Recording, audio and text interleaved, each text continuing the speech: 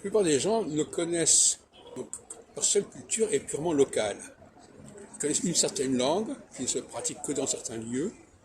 Ils ne connaissent que certaines informations, par exemple dans les transports, les lignes de métro, les lignes d'autobus, etc., qui ne valent que dans certains lieux. Mais à ce moment-là, on voit bien qu'ils sont compartimentés. Ils n'ont aucun dénominateur commun avec d'autres cultures. Leur seul capital de base, c'est celle qui est locale. C'est ce qui est local. Et par contre là, ils sont très attachés à cette connaissance. Ils n'ont aucune connaissance historique, vaguement géographique. Effectivement, géographiquement, ils s'en sortent, mais c'est toujours local.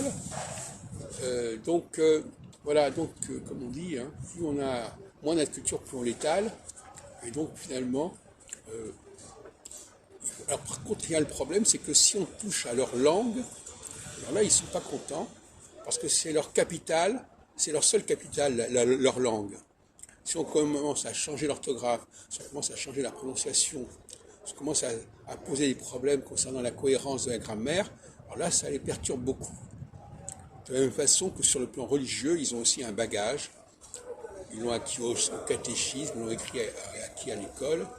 À l'école, finalement, qu'est-ce que les gens apprennent dans les classes primaires? Ils apprennent la langue, et ça va être leur bagage pour toute leur vie. Ils n'en ont pas d'autres d'ailleurs. Et ils apprennent aussi effectivement la religion, voilà, le Christ, Jésus, machin, etc. Et donc c'est ça qui va leur servir de bagage toute leur vie. Donc ils ont un bagage qu'ils ont acquis très très jeunes, et après ils n'auront plus rien acquis. Tout ce qu'ils sont acquis, ils vont l'oublier très rapidement, et donc il leur restera seulement le religieux, le catéchisme, l'histoire sainte, et puis la langue.